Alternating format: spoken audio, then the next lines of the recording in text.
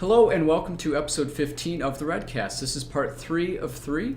In this part, we're going to be going into much greater detail of to how to bring inbound and outbound content marketing come together under one umbrella.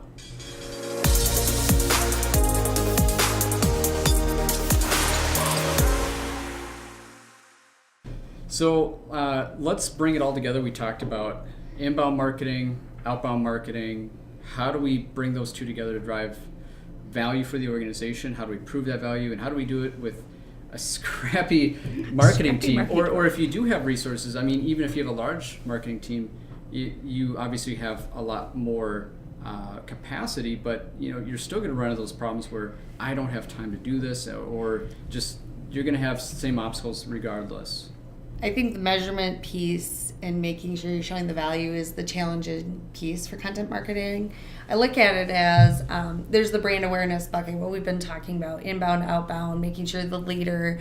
Then there's the demand gen bucket, right? How do we get, leads? How many leads are we getting in our funnel? How many of those are converting? And then there's the pipeline measurement strategy, and then to customer retention. So I really look at it as 4 quadrants, and like making sure content marketing can be broken up into those pieces, and then really driving different metrics within those components. So again, looking at brand awareness, and Carrie, I'd love your insight in this too, because as a marketer, I kind of look at that as more of the top of the funnel, like how many website engagements am I getting? How much content engagement am I getting? Are these things resonating with my marketplace? To really understand that branded content piece. Yeah, and it's interesting because, I think in the beginning we were really looking at it strictly from lead gen. And We've started to really think about it differently and say it's really about creating demand, right? We're really trying to create demand gen more than lead gen, because that's where you're getting more value, I think, from what the efforts and the work you're doing. But then also starting to really look at that touch point attribution. How many touch points does it really take to get people to truly turn into funnel? So like you said, I look at everything happening on above the funnel, right? And most of my efforts are really about driving engagements and getting them into the funnel. But a lot of those initial interactions we may have, our BDR team as an example, may have 4 or 5 conversations with these people before we get a meeting scheduled, right? Where we are able to really do a discovery and figure out if they really belong in our pipe, right? And I think that's the challenge. So what we're looking at right now is how do we start to track those interactions, and and that takes a lot of content, because you're having to engage with those people in many different ways. And then what really is the tipping factor that converts them? So for instance, if you look at accounts that have been in our database that we might have been marketing to for several years, we may not have any engagement, or maybe we have engagement and then they kind of go quiet, or maybe they engage but nothing ever happens. So if you're looking at when they actually engaged with you, what does that look like? Well, to me, when they first engaged is irrelevant. It's when they engaged that we actually got them into pipe that we really start tracking them, right? And then we may do some analysis, but we may have had an interaction 3 years ago, but we don't get them into pipe until this year. So what was the interaction that drove them to convert to actually scheduling that meeting? And that's what we're really tracking kind backwards of that now. Collision Because that's really the tipping point. And I think that so we're trying to figure out, like right now, is how many of those interactions does it take? What is it that drives that tipping point? And a lot of times it's just timing, right? So that's where that whole nurture thing comes in, is that having that good content keeps them engaged with your organization even though they're not ready. Yeah. And I think that's the challenge, that's where content plays that key role, is that you have to have enough good content, and it's got to keep showing up to really keep them engaged. I think some organizations and marketing automation, it's going to solve all my needs. I'm literally going to flip this switch and turn it on. And they're like, wait, I'm not winning more deals. I'm not doing anything better. Like, wait, I've just spent a lot of money. And it's like, it's that whole idea of you got to be willing to run the machine, right? Yeah. You got to be able to fuel it with content, educate your organization about how you're going to use this content, especially when you're talking to your inside sales team and even your customer success team. Like, how do we make sure we get the most value out of this content? So it's just not a one and done investment. And then how do we show what that journey looks like so we can start to maybe wash, rinse, repeat some of that? Again, when you're talking to manufacturers, distributors, they probably have nuanced journeys, but at least you're starting to understand what those pillars are of when they're converting. So the brand awareness metrics, making sure you have, a scorecard within that. And then also looking at your demand gen, like what's coming in and what's making that person convert. And then how, once you get them in the funnel, can you get them to close? I mean, those are all relevant questions that every marketer, I think, is sitting here going, yes, we want the answers to this. And that fact, you're saying it's not a silver bullet. It's not just, and I think that's the thing is everyone's like, I want that silver bullet, and it's not. No. It's a multiple of different things. Well, I think you have to think, and I think that's the biggest challenge, is marketing is not inexpensive, right? It's an investment for any company. And so if you're going to invest in, let's say you're going to do some research because you want to have this research content that kind of validates your position, that's an expensive thing to invest in. But does that actually drive, does that research content that you put out there, does that really does that convert people who come into the pipe and that actually end up purchasing, right, becoming a customer? And what we're finding is that there isn't a secret sauce to that. That piece is just another nail in the solution. It's not like this is what drove it. It's not. And I think that you have to have that holistic approach.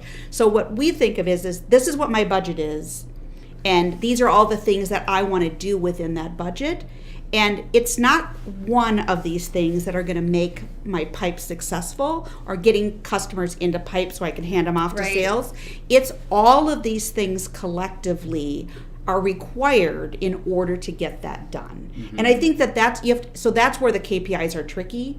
And we definitely look at which content pieces drove the conversion, and when which content pieces that drove the conversion, those people became customers. But I don't think that you can tie those directly. It's not a cause and effect. Nope, it's not. But you make it easier for yourself with marketing automation. Absolutely. You at least can map out those journeys. You can map out the journeys, and it took 8 touch points. And it looks like, that's what I particularly like where Pardot is going with some of this attribution model, which it really excites me too, is you can get into like that higher level touch points and value add some of your content. But the idea is like, it's not a silver bullet. It's not like this content piece is going to drive X amount of revenue for my organization. It's not a one-to-one correlation. No, it's not. It's taking the different assumption mixes. based. And just think about how you learn things. You got to read things. You got to look at things online. Some people like to visually hear things, and it's just a very different approaches. So you got to remember there's a human element in all of this as well. So you have to also look for that in some of your buyers and prior personas and touch on that. Well, I think that's really a good point. It's also multimedia, right? So it's the podcast, it's the videos, it's the written content, it's all of those things. It's the webinars, it's the trade shows and presentations, and it's all of those things together. I listen more now than I read because it's just my way of my life right now. Right. So I've multiple things are going on. So I'm always ready to plug in a podcast or learn something. When you new. drive, you can listen to a podcast while you drive, right? Yeah, So people don't have time. So I think it's really thinking about, again, why taking a single piece and multi-purposing it is really valuable, because people may not read, but they may listen. So thinking about, and maybe the listening gets them engaged enough that they want to read the more in-depth piece. And that may be, right? You're right. And that's some of the challenging pieces when it comes to measurement. You don't want to overanalyze things that may not be, cause and effect. It's like, what's this journey look like? And that's why it's so relevant to be talking about content and not just saying content is a white paper, an ebook at this. It's audio, visual, it's all. It's everything. It's everything. And that's where I think a lot of marketers get stumped. Like, how can I do this? Write a paper, do this. It's like, sometimes a 400 blog, you get more value from that than a white paper, because I know right now I don't have a lot of time to ingest a lot of that content.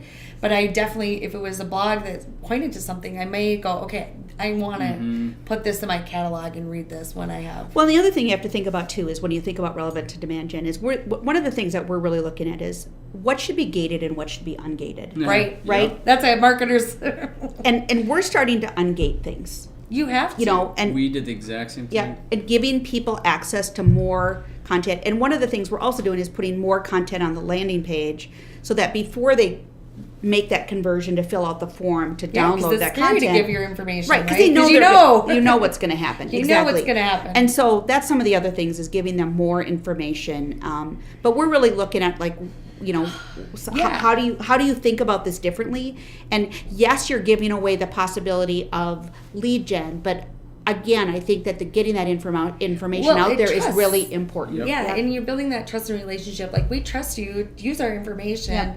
And it's interesting, when I first started working with lead gen, we didn't gate anything. Yeah. Like, it was all about SEO optimization, and we would drive a lot of leads with that. So again, and then everyone's like, well, wait, now we can track it, so let's gate everything. Well, now the market's a little bit, they're tuned into that. Like, if I'm going to fill this out, I'm going to be getting probably a sales call or an email. So that expectant, you know, it's like, so it's, you know, now you're like, okay, well, let's gate less and let our readers really consume and let them contact us. Because as we've heard in B2B marketing, 80% of the buyers will self-learn and then call you when they're ready to purchase. Yeah, and it's giving them the tools to have their own adventure through your marketing is kind of how I see it. And one of the things I want to try and experiment with our business is on our forms, I want to be respectful with our salespeople so they're not wasting their time calling people that aren't ready, but also giving the option to our prospects who are filling out these gated forms to get content to say, are you okay if we call you, or do you not want us to call you? Just be respectful of it. I think that would go a lot further. It's like, oh, they're actually giving me the opportunity to opt out from a sales call because it's expected. But then I've had customers say, oh, I wanted to get in touch with this company. I can't find them. There's no information. I get the rep, and they're like, I'm like, oh, we can easily solve this, you know? So I think there's finding that right blend because they're not using marketing well enough. They're more, so it's like, okay, can you give your customers that want to do business with you more content and information to contact you with, or fast track well, and even chat. Like, one of the things, you know, I really believe is that don't stalk people, right? So if our it's true. Don't Big Brother people. No, it's hard. It's a little creepy.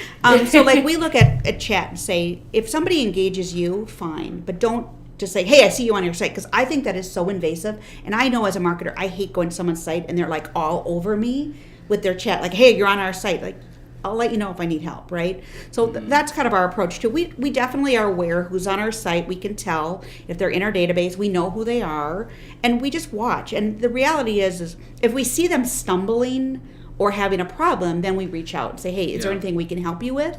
But for the most part, we really let people choose to engage, and we're finding that you know, people really like that too. But it's interesting because we're getting more phone calls than we've ever had for people saying, hey, I want to talk to you. Getting more email requests coming in from our website saying, hey, I want to talk to you. And then more of those engagements with chat. And I think it's because the other thing with content I think it's because people know we're out there, they know who we are, and they're interested, and they're awareness play. They're opting in. But the other thing I have to say is if you're going to gauge your content, and you're going to use this as lead gen or demand gen, you have to make sure your content's worth it. Because if you have somebody fill out a form and then you don't give them good content, you're not going to get another opportunity for those to interact with those people. That first impression goes a long way. It's huge. It always has. But I think a lot of companies will gate their content, and then the content's just really disappointing when you get it. Right? And it's like, that's not useful to me, right? And it's frustrating. And then I don't go back to those people.